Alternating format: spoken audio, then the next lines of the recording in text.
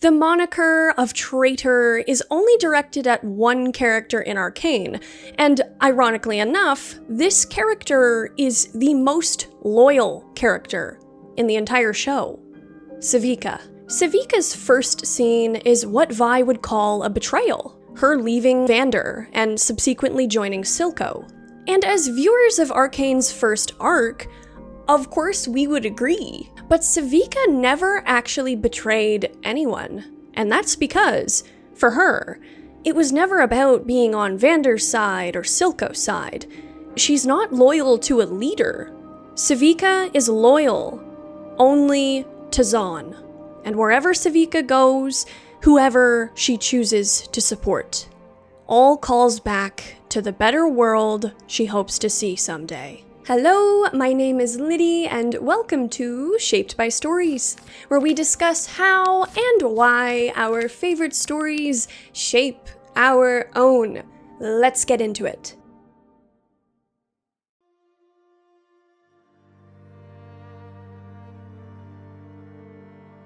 Sevika likely lived through some of the worst oppression in Zaun's history, forced to live in Piltover's filth under Piltover's heel. Silco and Vander's nation of Zaun was a dream she shared, a dream of a Zaun able to stand on its own. And so, she threw her lot in, at the very least, with Vander. We don't know for certain, but I do think it's a safe assumption that Sevika was one of the survivors of Vander's failed rebellion. But despite this crushing defeat, she still stuck behind him. In Sevika's eyes, Vander remained the best hope for Zaun's future, even if that meant pulling back from all-out war. But Sevika wasn't just brawn over brains. She was logical and could easily see through empty words. So, when Vander, after Vi's failed burglary in Piltover, remained passive in the face of enforcer oppression, Sevika left him. And it's because she saw that his loyalties had changed. It's not hers that changed, it's his. Understandably, Vander was not willing to sacrifice his kids for the future of Zaun. You can't really blame him for this, but you can't really blame Sevika for leaving him for Silco either. Vander was trying to quell his people's very valid complaints through manipulation and relative dishonesty, with no real game plan other than bowing to the enforcers, maintaining the status quo of oppression and discrimination. Sevika saw through this, and of course she went to the one person in Zaun that still fought for the dream she shared, Silco. The thing that I really like about Sevika is that she never regrets any of her choices. When she makes a decision, she is all in. Sevika has clear goals and loyalties from the very start of Arcane, and she's the only one who never falters in them for the remainder of the show. Sevika knows that as dark and ruthless as Silco's methods are, his ultimate goal is a better day for Zaun. He's actually working towards this goal with a fire she shares and respects.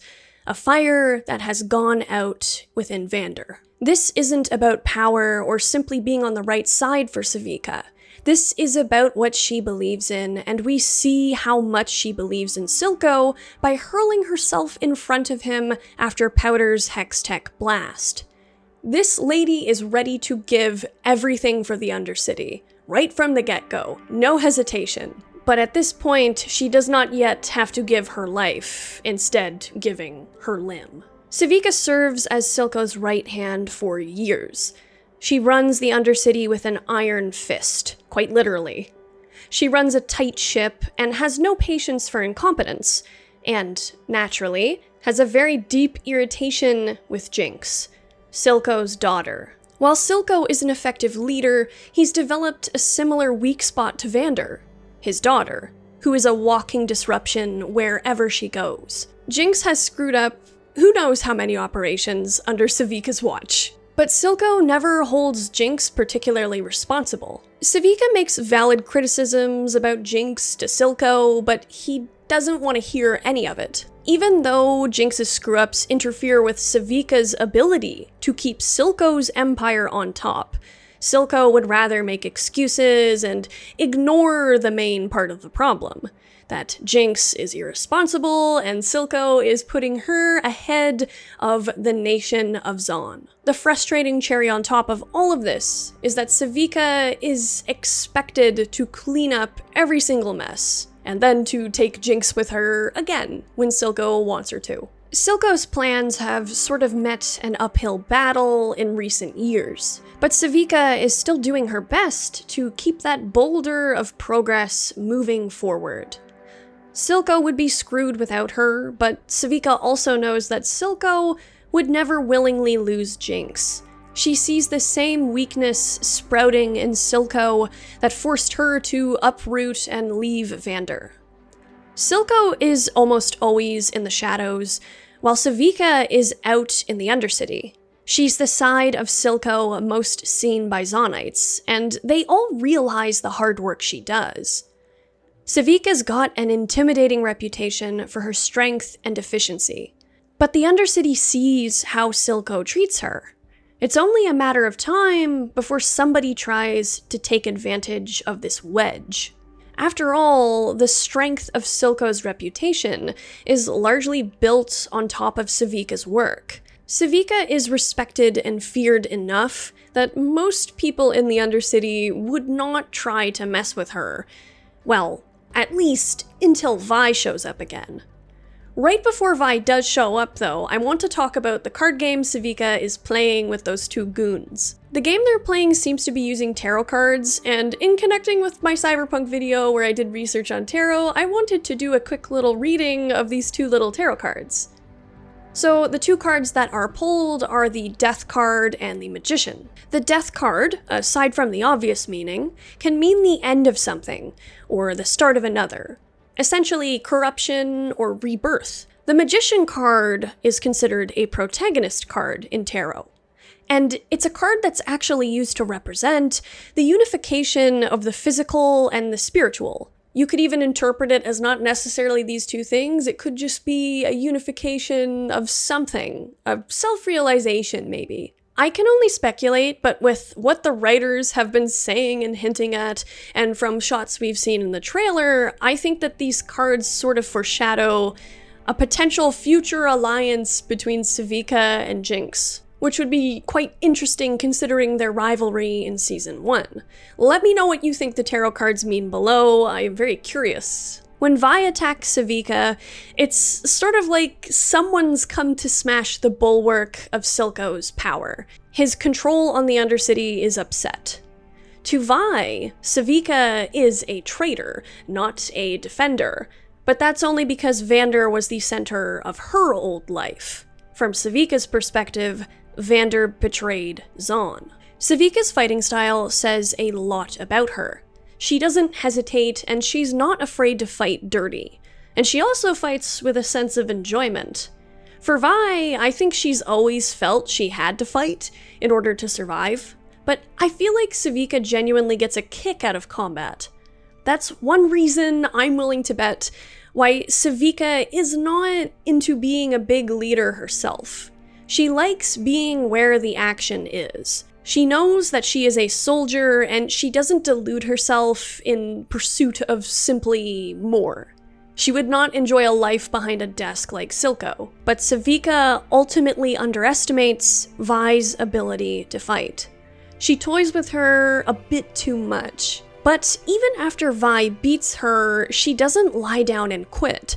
She tries to fight Vi and ends up stabbing her, taunting Vi about Jinx now being Silco's daughter. Sevika enjoys the smoke, there's no doubt about it.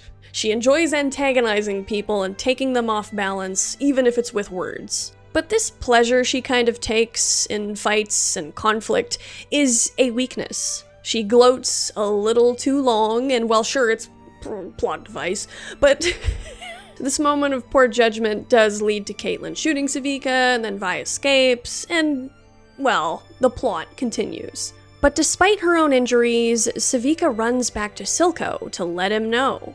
Vi is back, and she's here for her sister. Even if Sevika doesn't like Jinx and would breathe a sigh of relief if she was gone, she's still there to warn her boss. And it's because she knows his weakest link is about to break.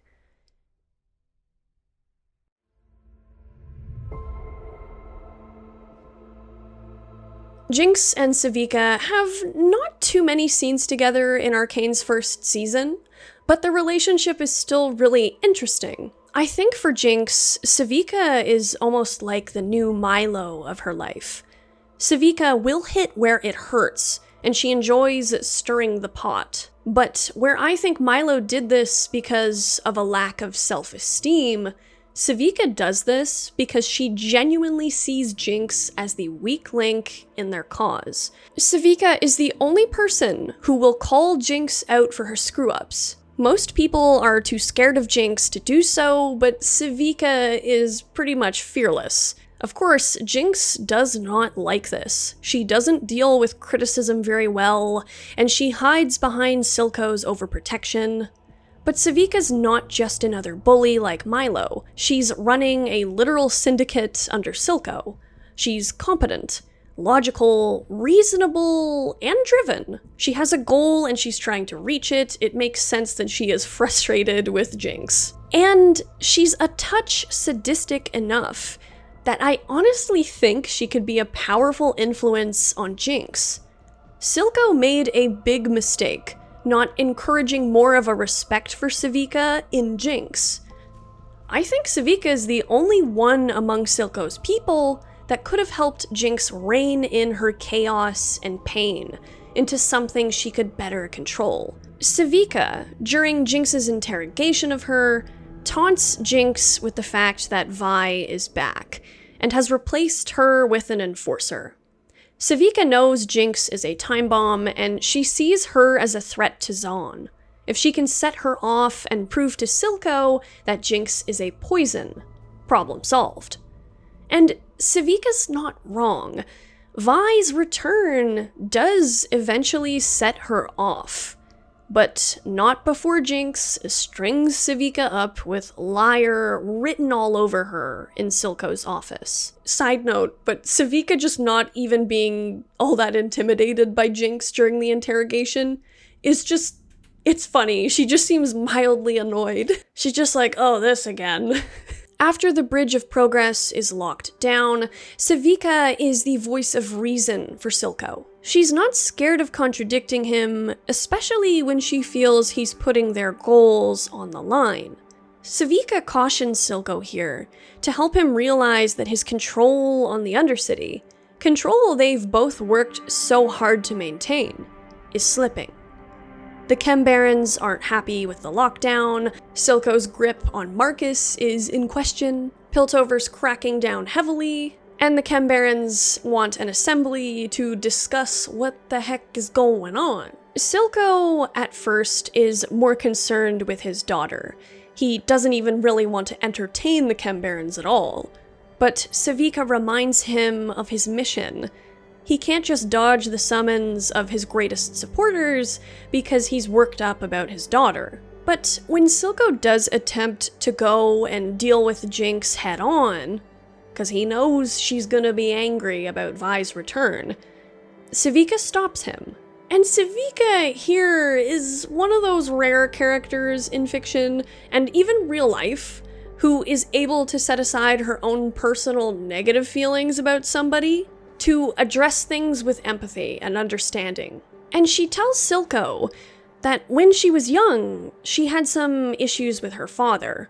She admits she and Jinx couldn't be more different, but she understands, as a daughter, how these kind of father-daughter issues feel.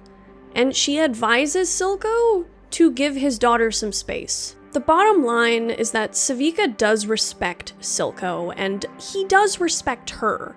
Just like Vander and Benzo, as Silco's grip on things is slipping, Sevika's role as a second-in-command and an advisor is a huge relief for Silco. While Sevika may be annoyed with Jinx and Silco's growing weakness for her, she still understands it. But this advice that Sevika gives him also, I think, shows to Silco that Sevika fully sees his greatest weakness. Silco has sort of been beating around the bush, he's been knocking down Sevika's complaints and criticisms. He won't outright admit that she is my daughter, she is more important to me than my work. But here, in this moment, she's caught him when he's vulnerable, and Silco can't deny Jinx's actual importance. He knows that Sevika sees him. Sevika goes with Silco to the meeting with the Chem Barons. She herself can't stand the gas that they release, while only Silco can. And I like this, because it shows just how much of a Zaunite Silco is. He lives and breathes Zaun. He reminds the other Chem Barons that because of him, they were allowed to turn their backs on the polluted place they came from, where they became accustomed to cushier lives and fat purses, where they became unadjusted to the pollution, the suffering of Zaun. But it's ironic. Silco himself, though he talks about how the Chem Barons have forgotten where they came from, that they're losing themselves, I think he knows that he is losing himself too. And he knows that that's how things look to Sevika as well. This show of loyalty to his cause, with Sevika as an observer, is as much for the Chem Barons as it is for Sevika. Finn, one of the Chem Barons, tries to tempt Sevika to betray Silco. Finn tries to appeal to Sevika by pointing out how important she is, how Silco doesn't appreciate her, how competent she is, how annoying this must feel when she's forced to clean up his daughter's messes. Basically, Sevika is reduced to being a babysitter. And Finn recognizes that this isn't what she signed up for. And Sevika does sort of agree with what he says here, especially when Silco, after Jinx blows up Marcus and stirs up the Enforcers, who then raid their chem labs, just kinda shoves Jinx's role in all this aside. Also, Silco brushing off Rennie's son's murder by Enforcers, technically Jace, sort of proves that if Silco had to choose between all the children of Zaun and Jinx, his own daughter, Silco would choose his daughter. It is Vander all over again. Sevika's just like, again? I can't find a single person who can stick to their guns and just lead this revolution? Come on! But Sevika chooses to kill Finn and humble the Chem Barons, putting Silco back on top for the time being. Silco asks her if she was tempted to betray him, and her response, not for a worm like him, confirms what we already know. Sevika believes that Silco is still the best person to make Zaun a better place. His speech about loyalty, despite being manipulative, does show that he still has his dream for Zaun, and he still has the chops to achieve it. Finn is just in this game for the wealth, the pleasure, the power. Things Sevika does not hold above the nation of Zaun. Finn will not be the last person who tries to take his power. If someone better comes along, someone more able to carry the flame of Zaun, she would leave Silco to support whoever that was. Sevika's basically admitting here that Silco is looking weak, and he too is approaching that final line that Vander crossed. But for now, Sevika, who is sort of the symbolic keeper of Zaun's flame, lights Silco's cigarette with Finn's lighter, showing that, for now, she still has his back, but just as easily, she could take that flame away. Sevika's final big scene is her fight with Vi. It's amazingly animated. It's so cool to see like how weighted the animation is in the fight scenes in Arcane. And it's also just cool to see like these two built women just beating the shit out of each other. Sevika is still at her usual post in the last drop, and when she sees Vi, she clears the bar. This time, she will not mess around, and it'll be a fair and square fight. Mostly, considering Vi's Hextech gauntlets. And God, it's awesome. Yes, both Sevika and Vi fight dirty, but they both have a sort of mutual respect for one another. I kinda can't help but think Sevika sees some of Vander's old fighting spirit in his protege. She respects that, and you can tell she's enjoying this. I'm willing to bet most people in a fight do not pose much of a threat to her, so for her to finally have someone to push her is like, finally! Yes, this is a Sevika analysis, but like, can you tell she's my favorite character? Vi has a drink, and Sevika sits down for a breather herself. They give each other a break until they both unleash on each other fully. Sevika doesn't waste time taunting Vi or underestimating her. She nearly wins. Nearly. But Vi pulls through in the end, ripping Sevika's arm out. Powder destroyed the first one, and now Vi destroys the other. Sevika sacrifices body and soul for Zon. And by the looks of it, she ain't done doing that in season 2. The final scene we see of Sevika is in the ending, where we see her sitting in Silco's office, trying to light a smoke with no one to help her. She alone is the last fully loyal person to Zon. Silco's empty chair sits next to her, waiting for the right person to sit in it. And Sevika, the one person left who serves the dream, who carries that flame of Zon still flickering, is the most fitting person to safeguard it. But of course we won't know more until season 2. Thank you very much for watching. This is my favorite character in the whole show. I really hope they don't kill her off in season 2. I'm gonna be really upset. I like Sevika a lot. She's awesome.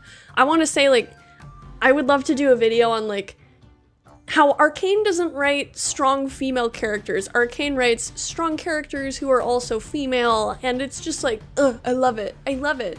It's like every single character in the show is awesome, but I especially admire, like, the women, especially Sevika. It's really empowering and cool, and it's, they're just likable. They're cool. I really love the show. I love this show for how complex all the characters are. It's such a treat. I'm really excited for season 2. Each video I do gets me more like, woohoo, let's go. The whole month of November is gonna drive me crazy. Anyway, thank you so much to my members for supporting the channel. Your names will be sliding up the screen, yeah, not down.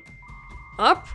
It's up, down. One of those. Some direction. Thank you very much. You guys are gems, and the hot dog man is still here. Every week I see the hot dog man is still among us. I feel like the world will survive a little bit longer. Thank you so much for watching, guys, and I will see you again in the next one.